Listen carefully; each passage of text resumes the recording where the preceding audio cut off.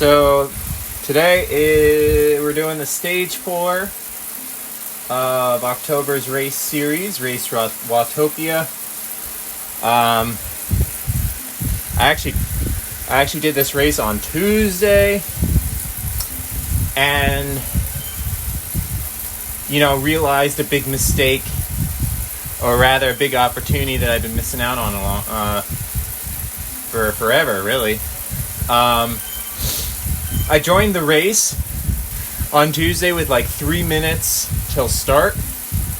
I was not anticipating there being 282 people in the race. That might be one of the biggest races I've ever been. And joining the race that late put me really far back in the startup, so that when we started, I was above 180th place. And not only that, when we started going, I could see the front, but it was deceptive. Swift, I believe, does not render everybody when there's that many people. So it only looked like there's maybe, 70 people in front of me, 60. I was like, oh, okay, 180th place.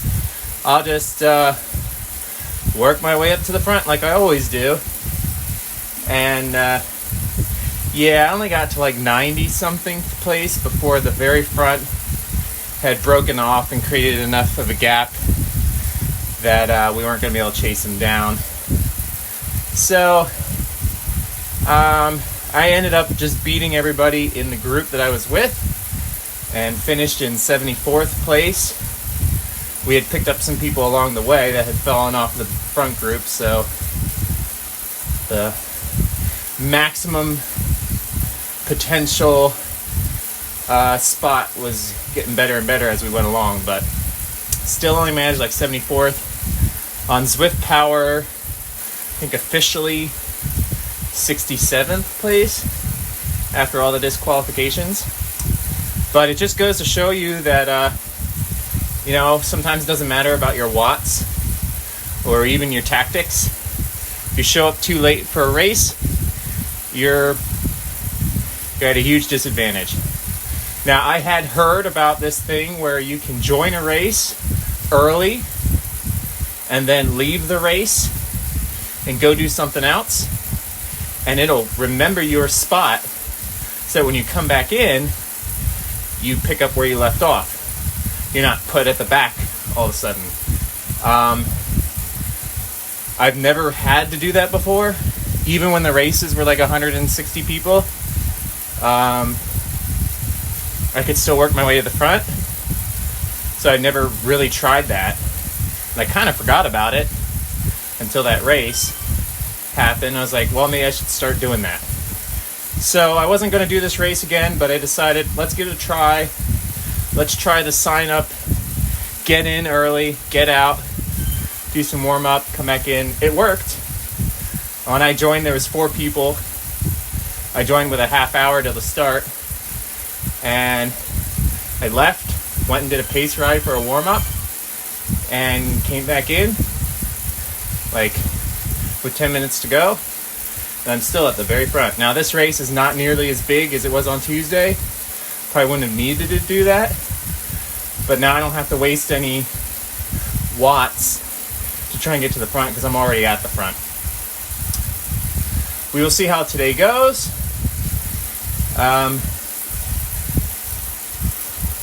It's the Volcano circuit counterclockwise. There's a long lead-in to this, and then there's 4 laps around the volcano. So you can almost think of it as 5 laps, but obviously that first lead-in just gets you to the volcano circuit. Little climbs here and there, nothing serious, but enough to make or break a race. Here we go.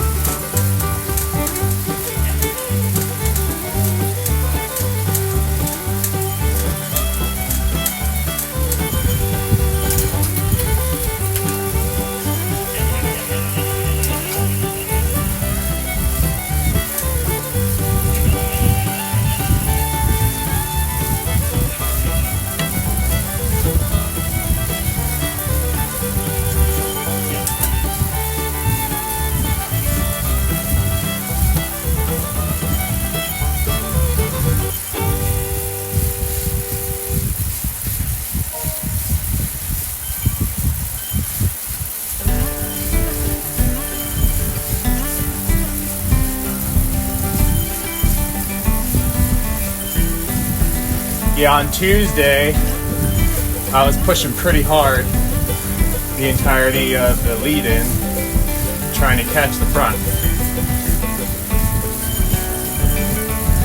What did not help was there were a lot of gaps, small gaps in between that I had to keep bridging in my attempts to get to the front. So, spent the whole lead-in at or above FTP.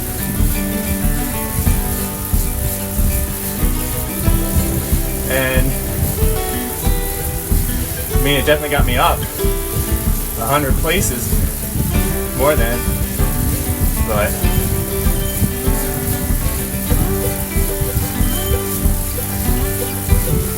it was definitely burning matches.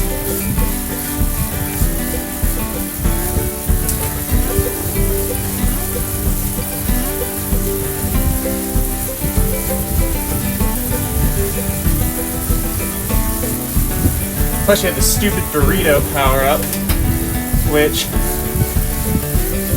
if someone in front of you uses a burrito, you don't get any draft effect while you're sitting behind them. So then you have to work harder to keep their wheel. Very annoying.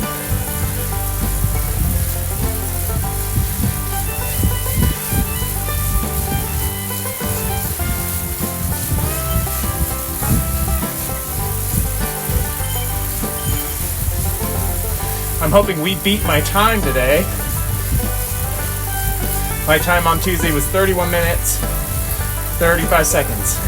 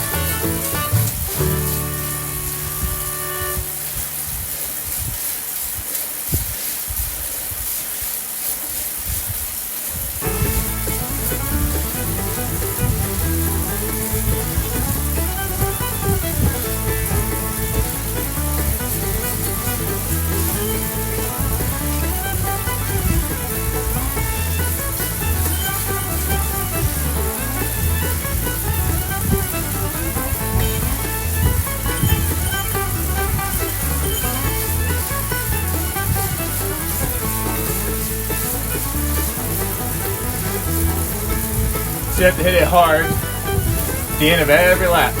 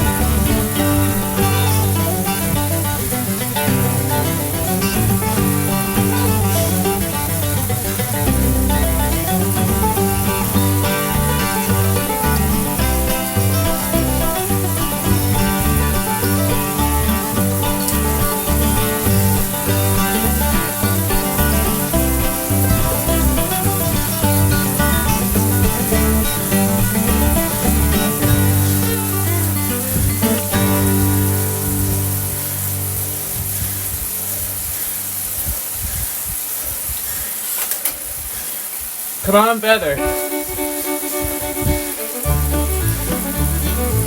Oh, burrito again.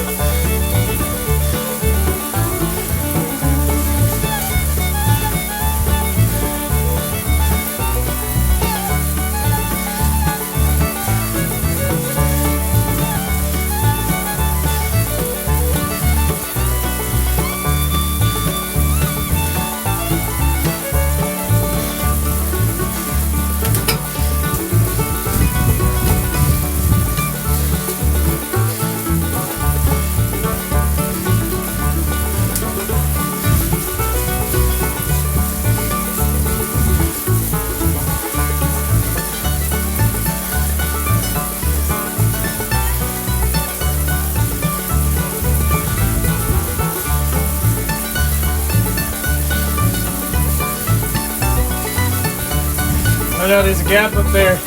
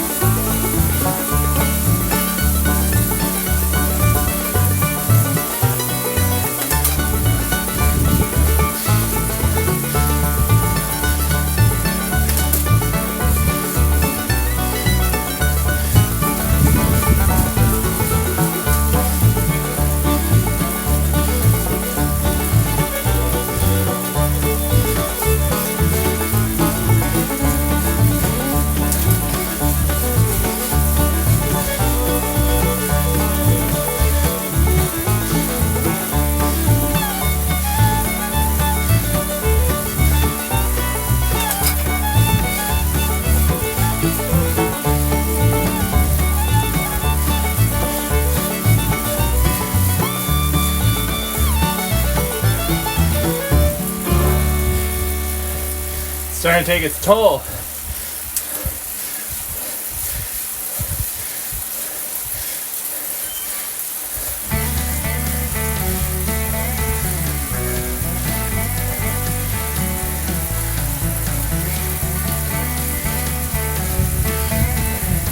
Come on, 3 miles.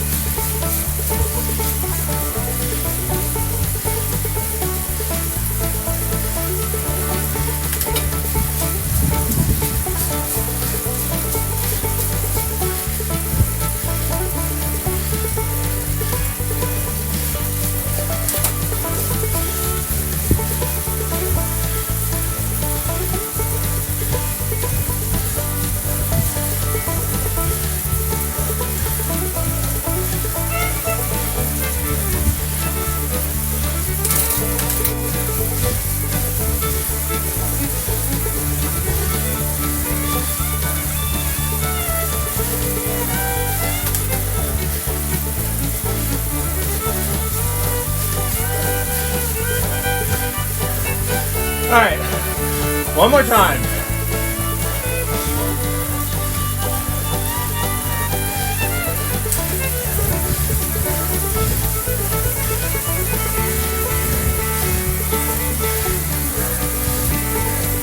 We got the feather.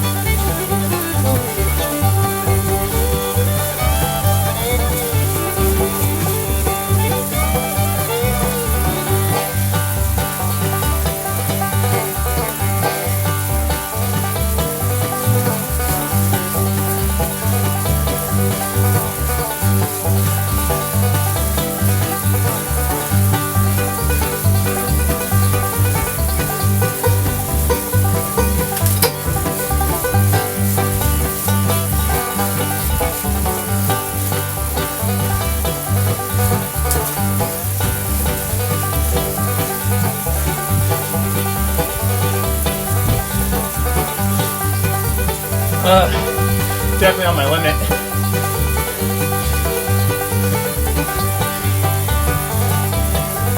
But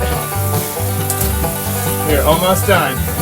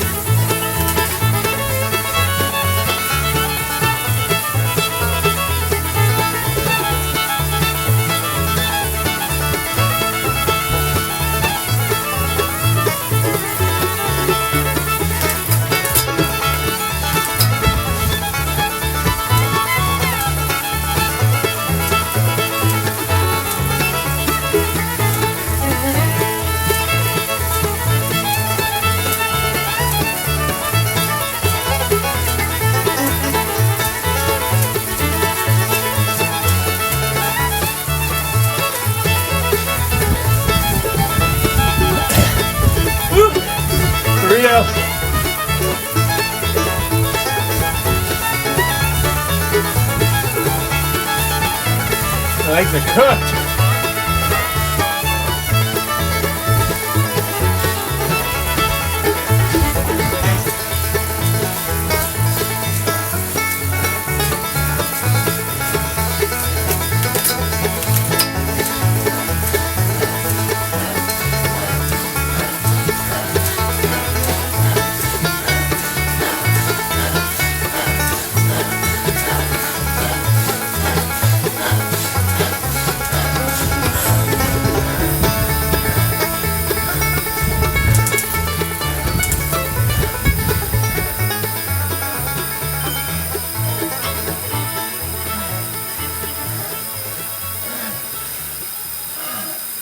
Give me a minute here.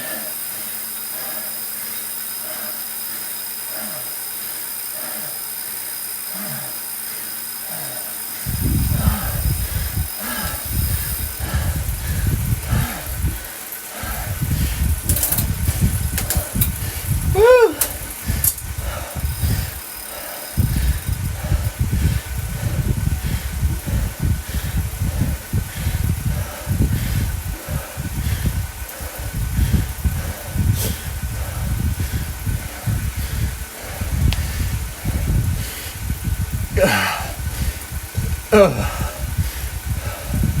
All right.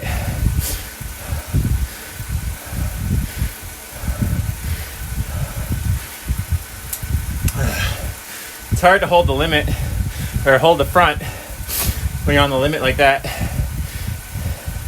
because subconsciously my legs keep trying to back off to recover, and then that sends me further back in the group, and I just do it automatically without thinking. And so it usually takes me a couple seconds to realize my legs have backed off the power. So I had to keep reminding myself to keep pushing, get to the front. I mean, I jumped up decently far on that final climb, but you know, it all but gassed me. And I made a few spots just before the finish, so I am in top 30 out of 160 some people. Pretty good. And smashed my time of 31:35. So if my goals were keep with the front group to the end and beat my time on Tuesday, I accomplished both. And I finished way higher than I did on Tuesday. And there'll be a few disqualifications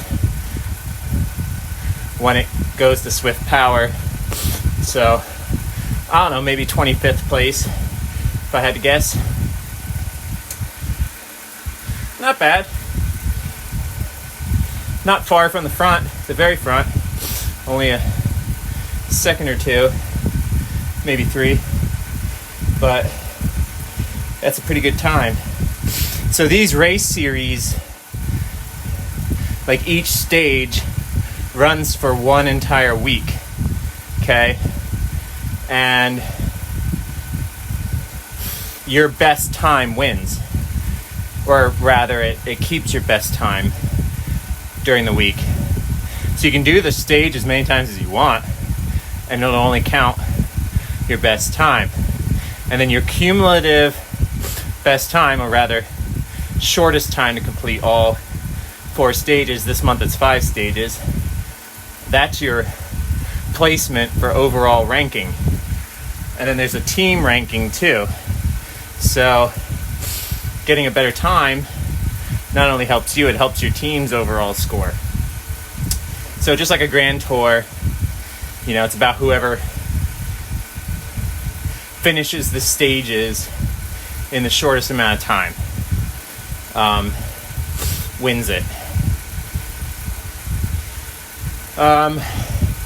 And they further break it down into the different categories. So there's A category, B, C, and D. And I guess you could see how you stack up against like the super fast A riders. So yeah, I'm in no way, shape, or form winning the whole thing. Not even for C category. But faster times do help my team, so I can help my team try and win the tour as a whole. So that's the main goals here. Getting top 10 or a podium is not necessarily the ultimate goal. Just like in the Tour de France, the overall winner doesn't have to win all the stages. In fact, they really don't even have to win any stages, and they can still win the whole Tour de France. So that's kind of how this is.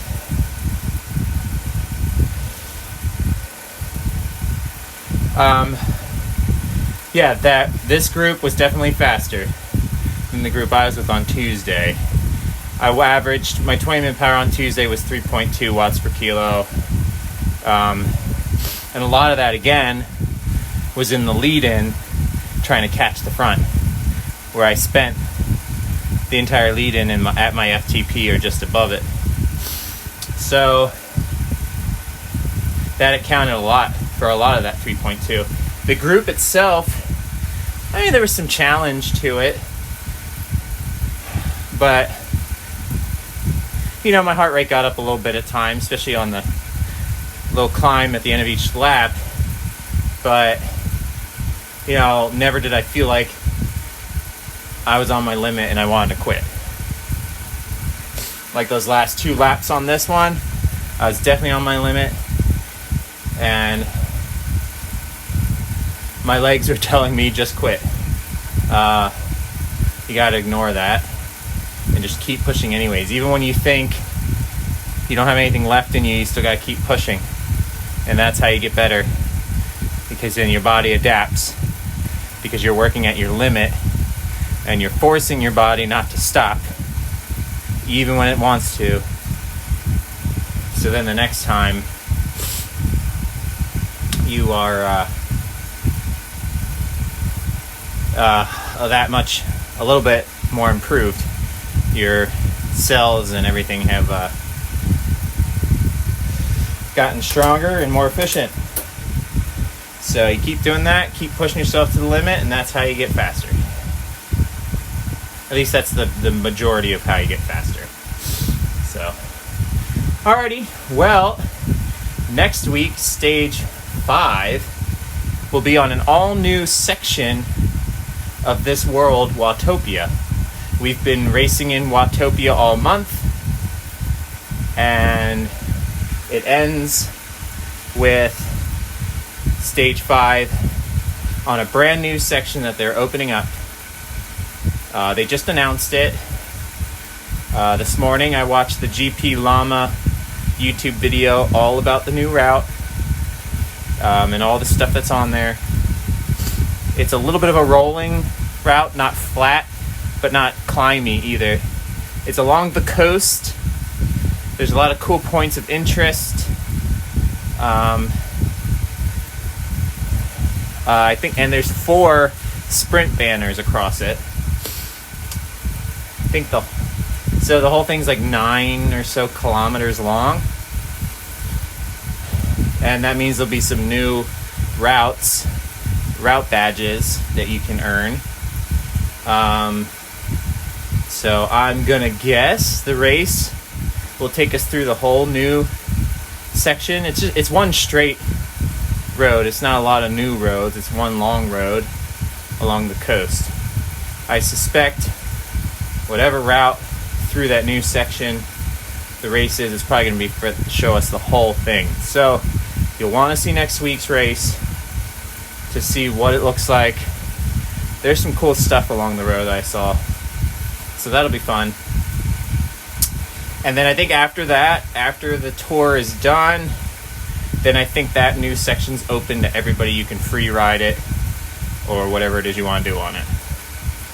So you don't want to miss that. All right, friends.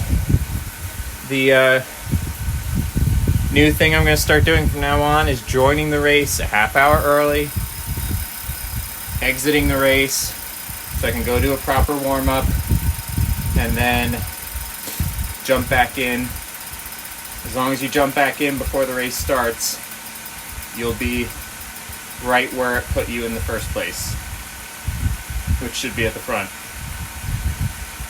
So that's what I'm going to do from now on, especially since if this past Tuesday's race was 282 people, for next week I'm sure it's going to be at least that much, because it's going to be a new route. It's going to be not a climbing race. People tend not to join the climbing races for obvious reasons. They're not a fan of climbing. I'm not a fan of climbing. Usually people try to stick to the flatter races. So between that and it being a new route next week, I think it's going to be highly attended. So I'm definitely going to join a half hour early, and that way I'll be primed to stay up the front. Alright friends, I'll catch you all next week.